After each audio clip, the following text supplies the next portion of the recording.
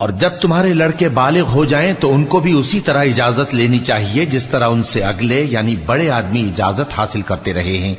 اس طرح اللہ تم سے اپنی آیتیں کھول کھول کر بیان فرماتا ہے، اور اللہ جاننے والا ہے، حکمت والا ہے۔ اور بڑی عمر کی عورتیں جن کو نکاح کی توقع نہیں رہی اور وہ زائد کپڑے اتار کر سر ننگا کر لیا کریں تو ان پر کچھ گناہ نہیں، بشرطے کہ اپنی زینت کی چیزیں نہ ظاہر کریں، اور اگر اس سے بھی بچیں تو یہ ان کے حق میں بہتر ہے،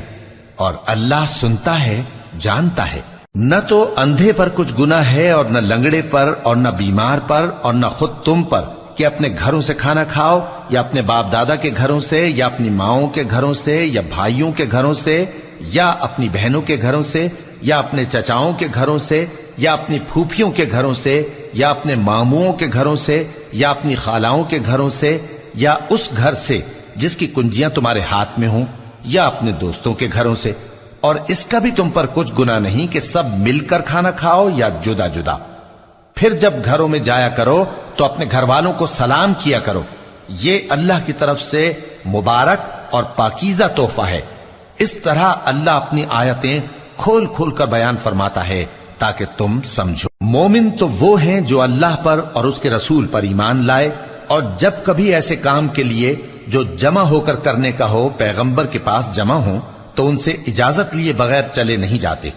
اے پیغمبر، جو لوگ تم سے اجازت حاصل کرتے ہیں وہی اللہ پر اور اس کے رسول پر ایمان رکھتے ہیں، سو جب یہ لوگ تم سے کسی کام کے لیے اجازت مانگا کریں تو ان میں سے جسے چاہا کرو اجازت دے دیا کرو، اور ان کے لیے اللہ سے بخشش مانگا کرو، کچھ شک نہیں کہ اللہ بخشنے والا ہے، مہربان ہے۔ مومنو،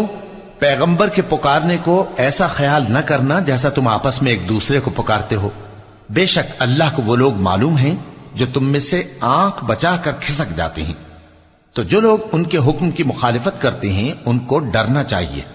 کہ ایسا نہ ہو کہ ان پر کوئی آفت پڑ جائے یا تکلیف دینے والا عذاب نازل ہو۔ دیکھو، جو کچھ آسمانوں اور زمین میں ہے سب اللہ ہی کا ہے، جس طریق پر تم ہو وہ اسے جانتا ہے، اور جس روز لوگ اس کی طرف لوٹائے جائیں گے تو جو عمل وہ کرتے رہے وہ ان کو بتا دے گا،